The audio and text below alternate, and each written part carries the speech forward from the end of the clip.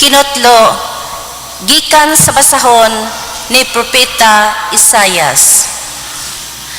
Bangon Jerusalem ug sidlak, kay miabot na ang imong kahayag, ug ang himaya sa Ginoo misidlak na kanimo. Tabunan sa kangit-ngit ang kalibutan, ang katawhan tikyupan sa kangiob. Apan ang Ginoo mosidlak kanimo, ug makita diha kanimo ang iyang himaya. Ang kanasuran moduol sa imong kahayag, ug ang hari moduol sa lamdag sa imong kahayag. Tanawa ang imong palibot, makita mo nga nagtigom na sila ug moduol kanimo. Gikan sa layong dapit, mangabot ang imong mga anak lalaki ug kuguson ang imong mga anak babay. Malipay kagayod inikakita mo niini, mokusog pagpitik ang imong kasing-kasing tungod sa kahinam. Kay ang bahandi sa dagat, mahianha man kanimo, ang bahandi sa kanasuran, maimo man. Malukop ka sa daghang kamilyo sa Midya ug sa Epa, ang tanan nga gikan sa Siba, magdalag bulawan ug insenso, ug mag-awit silag mga pagdaig alang sa Ginoo. Ang pulong sa Ginoo.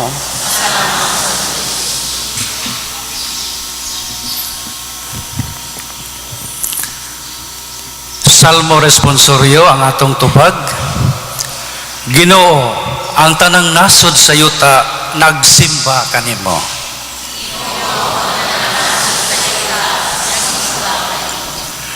O Dios, tugahi ang hari sa imong panghukom, og sa imong katarong ang anak sa hari.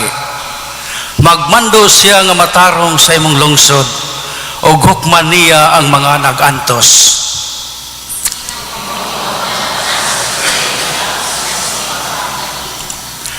Ang katarong mulambo sa iyang mga adlaw, ug ang halawom nga kalinaw hangtod nga mawala na ibuwan.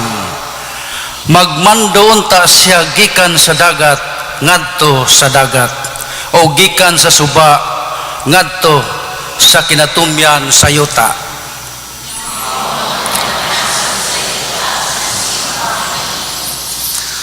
Ang mga hari sa Tarsis ug ang mga pulo magdala og mga gasa. Ang mga hari sa Arabia ug Seba magdala og mga halad. Ang tanang mga hari magsimba kaniya, ang tanang mga nasod mag-alagad kaniya.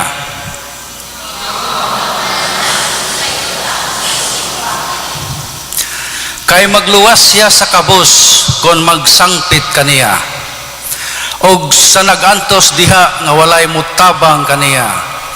Maluoy siya sa ubos ug sa kabos, luwason niya ang mga kinabuhi sa kabos.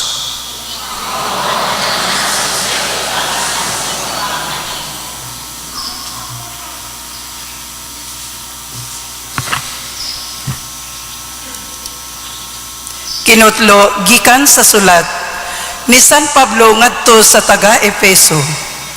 Sa walay duha-duha, nakadungog kamo nga ang Dios pinaagi sa iyang grasya, naghatag kanako nining buhata alang sa inyong kaayuhan. Gibutyag o gipadayag sa Dios kanako ang iyang tinago nga laraw, sumala sa gisulat ko na kaninyo sa daklit.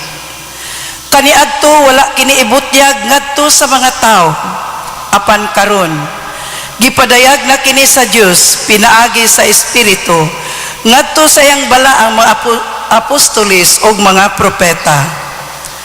Ang tinago mao nga pinaagi sa ebanghelyo ang mga dili Hudiyo sama sa mga Hudiyo makadawat usab sa mga panalangin sa Dios.